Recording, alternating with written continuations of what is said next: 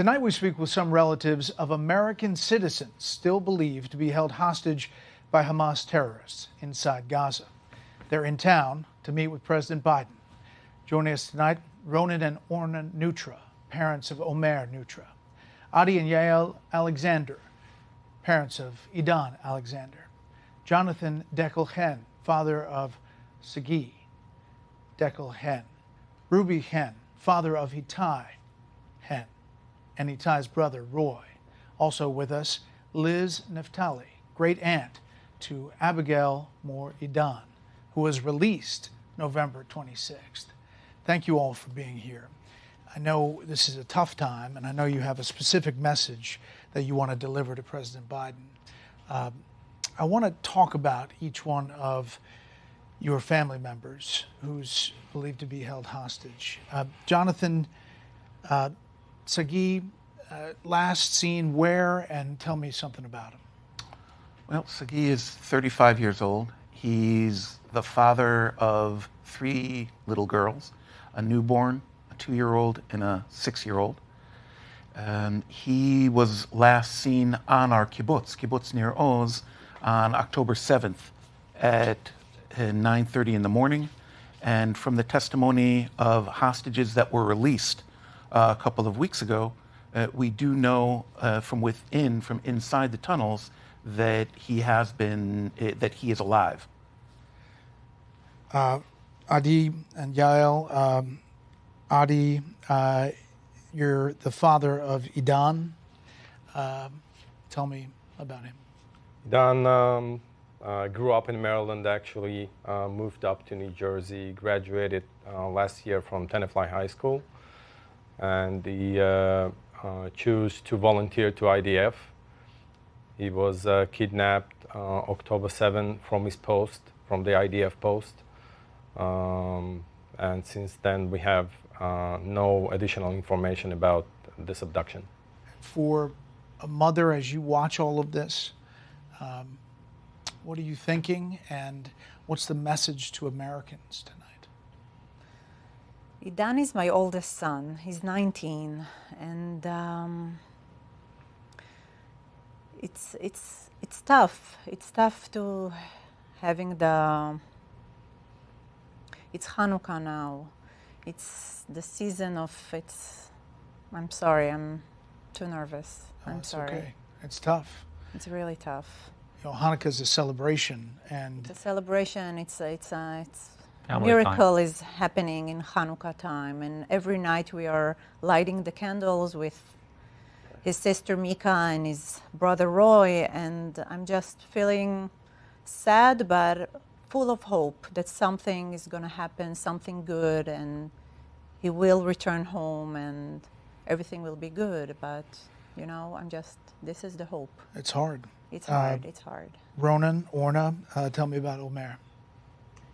So Omer was born in New York 1 month after 9/11. I remember that day, and I remember that I couldn't believe that this was happening, as I can't believe that this is happening to us now again. You know, to some extent, he's like an all-American kid. He loves sports. I think what's special about him is that he's a real connector. He really likes people. I think if you asked him what his favorite thing to do is to just stay all night awake with his friends. We're both dual citizens, and so he was accepted to Binghamton University but decided to defer his school, and he went to Israel on a gap year. And he connected deeply with the country, with his peers, and he decided to volunteer to the IDF, and he was taken from his post. Ronan, when he volunteered for the IDF, what were you thinking? It wasn't easy for us, but as Israelis, Americans, we served in the army as well. It's a reality in Israel that we all live with. And the difference was that he had an option, and it was a tough option. He made a decision after much deliberation, which we of course supported, but we didn't push for. So it's hard for us to think about him doing the right thing for the country and being on the wrong place on the wrong time and being captured the way he was and taken into Hamas. And we're doing everything we can to try and bring him back. Yeah. Ruby, tell me about Itai and when he was last seen. So I'm a New Yorker. Grew up in public school, did NYU. Have been living in Israel the last couple of years. Itai also went to the IDF, protecting values of the Western society, liberty, democracy. Happened to be on the border of Gaza. He was abducted, kidnapped, October 7th. He's the typically life of the party. He is a kid that is multi-talented, sings, dances. He also was in the Boy Scouts till the age of 18. So he has that mentor, spirit inside of him. The vision that I am trying to keep is that, he knows how to do card tricks. Hopefully he has a deck of cards with him, with the other people that are held in custody somewhere, hopefully passing time and, some card tricks when waiting for us to kind of bring them back home. And you've got something, passing time. Yeah, so it's something, a message, the visual message. The idea is after 67 days, we don't have time. They don't have time. Each day that passes by, the probability of getting U.S. citizens back home is not good. And any meeting that I have with officials, Congress, White House officials, senators, Israeli officials, international officials, I put this on the table to try to emphasize the fact that you're going back to your family, you're going to have a nice dinner. We have an empty chair. And it's holiday season now, Christmas is coming up. We want to be whole. We don't want to wait for the administration or anyone else to tell us, well, let's talk again after the holidays. We don't have that time. Raise that up just a little bit. We'll get a shot of it. That's very visual, and obviously it tells a story in and of itself. Roy, tell me something about Itai. There's something about Itai. Something very funny about Itai is that he really loves basketball, and he loves it so much. Sometimes he goes to the court. Even when he comes back from the army, he just never skips on going to the court and playing for a couple of hours. Sometimes I go with him, sometimes we not. Even if I don't come with him, he still goes to the court to play basketball. So something that is really passion for him. Just adding at that, so I'm a New Yorker, so I'm a suffering New York Knicks fan. So Roy inherited my love for the Knicks. Problem is Itai decided to be a Kobe Bryant fan, so he became a Lakers fan. And isn't that what kids do? That's right. One team versus another. Liz, there is obviously a very bright story. You're the great aunt of Abigail, 4-year-old, who was released, and she's so beautiful to see that video. But there's a horrible part to that story as well. Well, Abigail is a miracle because she survived both of her parents being murdered on October 7th. And she's a miracle because she crawled out from under her father's body and made her way to a neighbor home, and they took her in. But she's also a miracle because then this mother and her 3 children and Abigail were taken hostage by Hamas terrorists, and they were held for 50 days. And we prayed that Abigail would be taken care of by this woman and not be separated.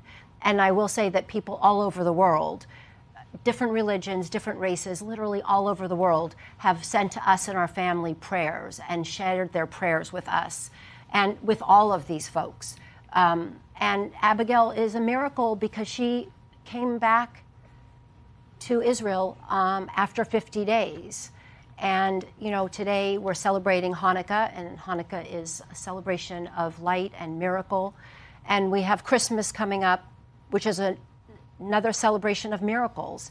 And I look at all of these people here whose children have not come back, and I pray and I ask people who are joining us and watching to pray for the miracle of Christmas, that we should have these young people back home with their families. And I just say that Abigail is the light for her family. She is that beautiful 4-year-old who runs around and hugs people and plays soccer like her big siblings and jumps in the pool. And we have that. And that is, for all of us, a blessing. And I really look to my friends here and now my family, and I pray for them to have that blessing as well. Yeah, you stand in solidarity with them as they wait. Just to go back to what you said at the beginning, she crawled from underneath her father. Yes. She was in his arms when a Hamas gunman shot him? Yes, so Abigail was in her father's arms, running with the 6 and the 10-year-old, and the Hamas terrorist shot and killed him. And he fell over, and the older siblings thought that she had died also. And they ran home and locked themselves in a closet for 14 hours. But what we learned from an eyewitness a few days later, because of all the confusion, all the craziness in this community, was that Abigail had actually crawled out from under and gone to a neighbor who she knew, and they had taken her in and put her in their safe room. And the husband had gone out to defend the kibbutz. He had been injured. And while all of this was happening, an eyewitness actually saw this mother and her 3 children and Abigail being marched off the kibbutz by Hamas terrorists. And then we didn't know anything about Abigail or this family for 50 days.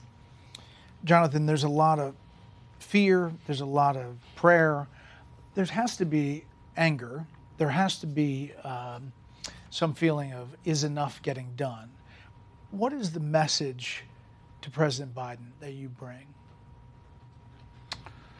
Well, I would say this.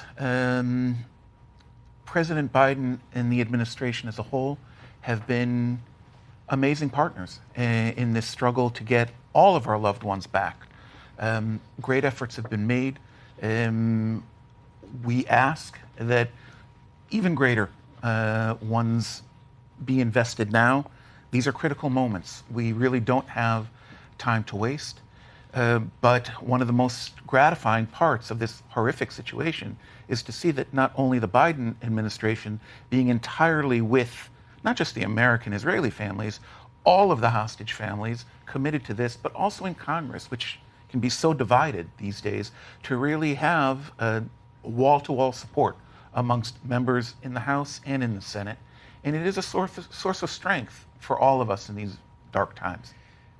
Adi, when you hear of negotiations about ceasefires and all of the back and forth day to day, what do you think? I think the hostages have to be returned. This is the real humanitarian crisis, and that needs to happen first. And after that, I think the ceasefire can happen. And that's what I think. And other news coverage of other things that you see day to day here in America? Ronan, what do you think of it? Well, obviously there is news coverage, but then sometimes we are so surprised that people are not aware, that they don't know that there are 8 American hostages. They're not aware that there are still 138 hostages left behind. This is a huge humanitarian crisis. The Red Cross is not allowed to go in, is not there. We have no sign of life. Some of the people there are wounded, injured. They're not getting medicine. They're not getting any visitation rights. This is a horrible situation that needs to be resolved as quick as possible. We don't have time. Like Ruby is showing, the clock is ticking, and every day some of them may die. We gotta act. Orna? I feel like we're reaching this boiling point, right? Where I'm afraid it can be too late. You know, we try to keep up hope. I heard Ruby talking about Itai playing cards. You know, we try and keep up the hope and tell ourselves also stories, you know, that keep us up. But the truth is that we hear from people that came back from there that the situation is dire. That they're kept under the ground in the dark, no food. We need to do something about it. Yael, Idan, strong, can withstand this stuff. What's your thought about him in captivity? I know my son, and I know he's strong. He's a professional swimmer. He's a cool guy. Like, Idan is the coolest, you know. Love extreme sport. Like, he's doing everything. But I'm not.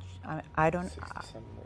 I hope that he's okay. You know, it's 67 days, and 67 days. And the people that came back and got rescued from there, they telling all these terrible stories. And I'm thinking about Idan. I hope that he's okay. You know, this is the hope. That We all he's do. Okay. Ruby, do you get a lot of outpouring of support from your community? Have you had people reach out? Yeah, it's been enormous, the amount of support that we're getting. I'd actually like to move that question to the international community and where the U.S. is getting its support. And, you know, we feel that the United States, as the leader of the free world, you know, there are different players in this ecosystem that can be doing more, and the U.S. maybe can pressure a bit more, specifically Egypt, Qatar, other players that have influence in order to get a deal done. It's like the U.S. and the international community need to be the adults. They need to hammer out a deal that is acceptable by the international community and tell the kids, so to speak, okay, sign the dotted line, get the hostages out, which is a humanitarian crisis, as well as what's happening in Gaza. Let's not forget the Palestinians are also hostages of the Hamas terrorist organization. It needs to end. And it needs to end today. You put the blame on Hamas, obviously. For sure. But, you know, we all live in a environment that we are influenced. Every single one of us at home. Like, each one of us has a boss. Each one of us lives in a community. Each one of us has influence that can be made on them. And the question is how to influence Hamas to get to the negotiation table, as well as the State of Israel, by the way. We should point out that there are other American hostages not represented here. Hirsch is a 23-year-old from Chicago who was at that music festival. Keith is a 62-year-old from North Carolina, seized at a kibbutz there. And Gotti is 73, ambushed outside their home. And I'm sure you all speak for them as well. You know, Liz, you mentioned Hanukkah. And this festival of lights, a joyful celebration, and it's a miracle. It goes back to the reclaiming of the Holy Temple in Jerusalem from the Greeks. And, you know, the prayer at the first lighting of the menorah, English translation, includes, "Blessed are you, Lord our God, King of the universe, who performed miracles for our forefathers in those days at this time." Right. And I'm sure you all are hoping for a miracle. We say this every night at Hanukkah. We bless the candles every night. And we pray for our children to come home, for all 137 of them that are held hostage. Mm-hmm. And we pray for our leaders. And we ask, you know, everyone to pray for our children and to pray for the leaders and to keep them in their heart as we go into the holiday season. I'll add that Abigail is hope. Abigail is proof that when leaders want to come together to make an agreement, people can be released. Abigail and another 100 hostages have been released. And I think that what we are asking for now is for leadership to stand up and to do even more to ensure that the Israelis, the Qataris, the Egyptians, the Jordanians, all the players in the region put enough pressure, and that will come from the United States and from the president and from his team, to ensure that we can have another round of release, which releases the remaining hostages. Mm-hmm. So Abigail and all of these hostages that have been released, mainly women and children and older folks, they have been released. We can do it again. And I believe that the President of the United States and his team are working really hard, but now is that time for us to make that push, because as we've heard and we all hear in the press, the conditions these people are in and the conditions that they're living in are not going to be tenable for the next few weeks. And now is the time, Ruby's clock. I'd like to also remember in our prayers the 1,500 people that were massacred, burned alive, beheaded by savages. I'd like also to mention over 100 Israeli soldiers that have gone into Gaza to find our kids, to find our loved ones, and have been killed on that task. And we keep them in our prayers each night, saying thank you to them. And we also like to thank the American forces that are around Israel, ready to act on behalf of the American people. And we know that some families also suffered some losses, and we are sympathizing with our loss. Anyone else, Jonathan? Somebody else.